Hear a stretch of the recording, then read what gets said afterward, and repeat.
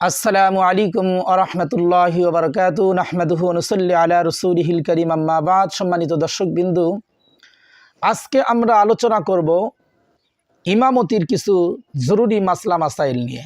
সর্বপ্রথম আমরা জানব ইমাম হওয়ার জন্য কি কি শর্ত।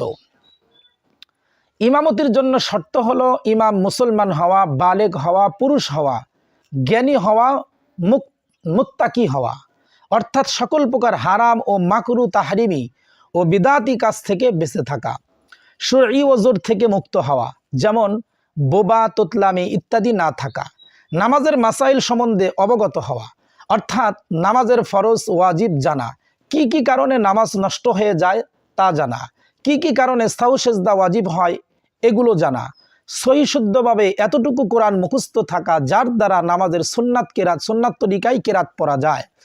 উল্লেখিত শর্তসমূহ না পাওয়া গেলে তাকে ইমাম বানানো জায়েজ নয়।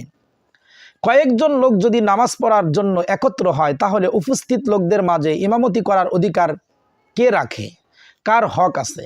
উপস্থিত লোকদের মাঝে ইমামতির হকদার ও অধিক যোগ্য ব্যক্তি নির্ণয়ের জন্য কয়েকটি বিষয়ের প্রতি লক্ষ্য রাখতে হবে। যেমন 1 নম্বর, উপস্থিত লোকদের মাঝে দ্বীন সম্পর্কে যিনি বেশি এলেম ও জ্ঞান রাখেন, বিশেষ করে নামাজের মাসাইল সম্পর্কে যিনি বেশি জানেন, সে হলো উপযুক্ত। এরপরে উপস্থিত লোকদের মাঝে যার কোরআন তেলাওয়াত বেশি সহি শুদ্ধ ও ভালো। 3 নম্বর, উপস্থিত লোকদের মাঝে যিনি বেশি মুত্তাকি পরহেজগার। 4 নম্বর, উপস্থিত লোকদের মাঝে যার চরিত্র তুলনামূলকভাবে বেশি ভালো।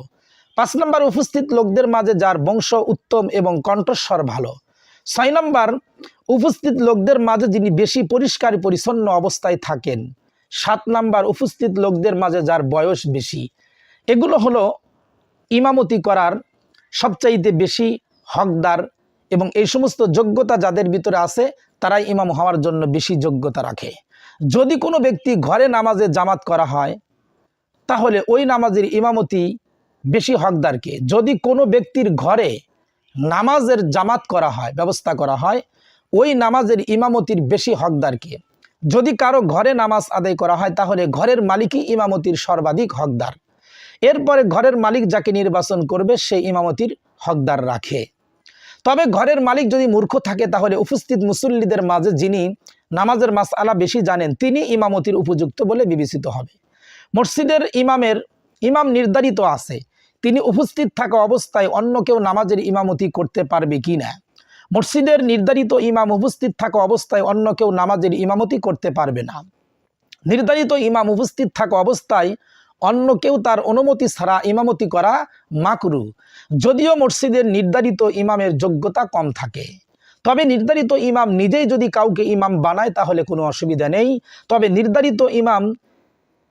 তবে ওই ব্যক্তি নামাজের ইমামতি করতে পারবেন যাকে ইমাম অনুমতি দিয়েছেন। যদি কোনো ইমাম মুসল্লিদের অসন্তুষ্টি সত্ত্বেও ইমামতি করে তাহলে তার ইমামতির হুকুম কি? মুসল্লিদের অসন্তুষ্টি সত্ত্বেও ইমামতি করা মাকরুহে তাহরিমি। তবে তার মাঝে ইমামতির গুণাবলী বিদ্যমান থাকা সত্ত্বেও মুসল্লিরা যদি দুনিয়াবি কোনো কারণে খামাখা অসন্তুষ্ট থাকে অথবা ব্যক্তিগত কারণে অসন্তুষ্ট হয় তাহলে তার ইমামতি জায়েজ। এক্ষেত্রে অহেতুক ইমামের প্রতি নারাজ থাকার কারণে মুসল্লিরাই নিজেরা গুনাহগার হবেন। কোনো ফাসিক বা বিদাতিকে ইমাম নিযুক্ত করা এবং তার পিছনে পরহেজগার লোকদের ইক্তেদা করার হুকুম কি? কোনো ফাসিক বা বিদাতিকে ইমাম নিযুক্ত করা মাকরুহে তাহরিমি, এদের পিছনে ইক্তেদা করাও মাকরুহে তাহরিমি। অন্যত্র গিয়ে যদি সুন্নাতের অনুসারী যোগ্য ইমামের পিছনে নামাজ পড়া সম্ভব না হয় তাহলে এই ইমামের পিছনেই নামাজ আদায় করবে, এতে জামাতের সওয়াব পাওয়া যাবে। কিন্তু ইমাম বিদাতি বা ফাসিক হওয়ার কারণে জামাত তরক করে একা একা নামাজ পড়া যাবে না। এর জন্য ইমাম নিজে ও নিয়োগদাতাগণ দায়ী থাকবেন। অন্ধ ব্যক্তিকে ইমাম বানানোর হুকুম কি?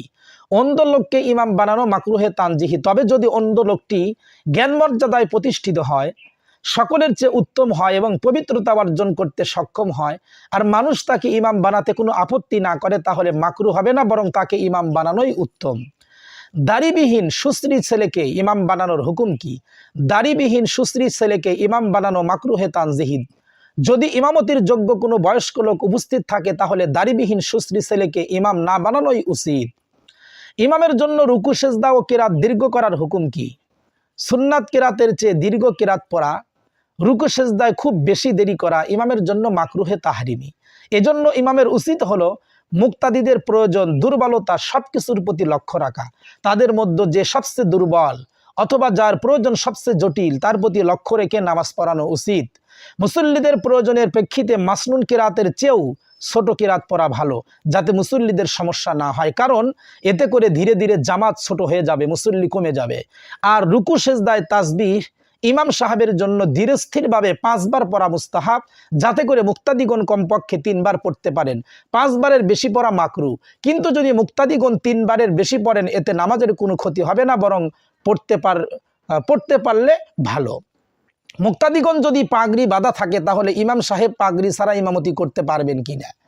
হ্যাঁ, মুক্তাদিগণ যদি পাগড়ি বাঁধা থাকে তাহলেও ইমাম সাহেব পাগড়ি ছাড়া ইমামতি করতে পারবেন, এটা দোষণীয় নয়। কিন্তু যে এলাকায় পাগড়ি বেঁধে নামাজ পড়ানোর প্রচলন আছে সেখানে পাগড়ি বাঁধা ব্যতীত নামাজ পড়ানো মাকরুহে তানজিহি। অতএব এসব এলাকার ইমামগণ পাগড়ি বেঁধেই ইমামতি করবেন। নেংরা ব্যক্তির ইমামতি করতে পারবে কিনা? যে ব্যক্তি পা সোজা করে দাঁড়াতে পারে না তার ইমামতি মাকরুহে তানজিহি, কিন্তু লোকেরা যদি তার এলেম ও তাকওয়ার কারণে আপত্তি না করে তাহলে মাকরু হবে না, ইমাম বানানো যাবে। বসে ইমামতি করা যাবে কিনা? বসে ইমামতি করা জায়েজ আছে, তবে না করা উত্তম। হ্যাঁ, তার চেয়ে যোগ্য লোক যদি না থাকে তাহলে সে ব্যক্তি বসে ইমামতি করবে আর মুক্তাদিরা দাঁড়িয়ে ইক্তেদা করবে। ইমাম রুকু সেজদা এত দীর্ঘ করে যে মুক্তাদিরা তাসবিহ 10 থেকে 12 বার পড়তে পারে। ইমাম বৈঠকে এত দীর্ঘ করে যে মুক্তাদিরা প্রথম বৈঠকে তাশাহুদ পড়ে দরুদ শরীফ দোয়া মাসুরা পড়ে ফেলে। এভাবে ইমামের জন্য রুকু সেজদা ও বৈঠক দীর্ঘ করার হুকুম কি? ইমামের জন্য রুকু সেজদা ও বৈঠক এত দীর্ঘ করা মাকরুহে তাহরিমি, কেননা এর কারণে মুক্তাদিরের খুশু নষ্ট হয়ে যায়। কোনো ইমাম যদি ফজর ও জহরের সুন্নাত না পড়ে থাকেন তাহলে তার জন্য উক্ত নামাজের ইমামতি করতে পারবে কিনা? ইমাম সাহেবের সুন্নাতে মুআক্কাদা না পড়ে ইমামতি করতে পারবেন, এতে নামাজের কোনো ক্ষতি হবে না। তবে ইমামের উচিত হলো সময়ের পাবন্দি করে ফরজের পূর্বের সুন্নাতগুলো মসজিদে গিয়ে পড়ে নেওয়া অথবা বাড়িতে পড়ে নিয়ে তারপরে ইমামতি করা। যে ব্যক্তির কোনোই পর্যন্ত হাত নেই অথবা কবজি পর্যন্ত কাটা, অথবা যার টাকনু পর্যন্ত পা নেই বা হাঁটু পর্যন্ত কাটা, তার ইমামতি জায়েজ হবে কিনা? যে ব্যক্তির কোনোই পর্যন্ত হাত নেই অথবা কবজি পর্যন্ত কাটা, অথবা যার টাকনু পর্যন্ত পা নেই অথবা হাঁটু পর্যন্ত কাটা, এমন ব্যক্তি যদি ঠিক মতো পবিত্রতা অর্জন করতে সক্ষম হয় এবং পবিত্রতার প্রতি সতর্ক দৃষ্টি রাখে তাহলে তার ইমামতি জায়েজ আছে। তবে যে ব্যক্তির হাত পা ভালো এবং ইমামতির যোগ্য তাকে ইমাম বানানোই উত্তম। ইমামতি সহি হওয়ার জন্য ইমামতের নিয়ত করা জরুরি কিনা? মুক্তাদি যদি পুরুষ হয় ইমামতি সহি হওয়ার জন্য ইমামতের নিয়ত করা জরুরি নয়, তবে ইমামতির নিয়ত না করলে ইমামতির যে আলাদা সওয়াব রয়েছে তা হতে ইমাম সাহেব বঞ্চিত হবেন। কোনো ব্যক্তি একাকী নামাজ শুরু করার পর যদি অন্য কেউ এসে তার ইক্তেদা করে তাহলে করণীয় কি? কোনো ব্যক্তি একাকী নামাজ শুরু করার পর অন্য কেউ এসে তার ইক্তেদা করলে ইমাম মুক্তাদি উভয়ের নামাজ সহি হবে। তবে লক্ষণীয় বিষয় হলো উক্ত ব্যক্তি ইক্তেদা করার পর ইমাম যদি তার ইমামতের নিয়ত করে নেন তাহলে জেহেরি কেরাত বিশিষ্ট নামাজ হলে যে নামাজে কেরাত জোরে পড়তে হয় নিয়তের পর থেকে আওয়াজ করে কেরাত পড়া ইমামের জন্য ওয়াজিব। আর যদি উক্ত ব্যক্তি ইক্তেদা করার পরও ইমাম তার ইমামতের নিয়ত না করে তাহলেও নামাজ সহি শুদ্ধ হয়ে যাবে, কেননা নামাজ সহি হওয়ার জন্য ইমামের মুক্তাদির ইমামতের নিয়ত করা জরুরি নয়, কিন্তু ইমামতির যে আলাদা সওয়াব রয়েছে তা থেকে সে বঞ্চিত হবে। শুধু মহিলাদের ইমামতি করার হুকুম কি? ইমাম ব্যতীত যেখানে কোনো পুরুষ নেই অথবা ইমামের কোনো মাহরাম নারীও নেই সেখানে পুরুষের জন্য শুধু নারীদের ইমামতি করা মাকরুহে তাহরিমি। ইমাম সাহেব রুকু সেজদা তাসবিহ কতবার পড়বেন? 3 বারের বেশি পড়লে নামাজের কোনো ক্ষতি হবে কিনা?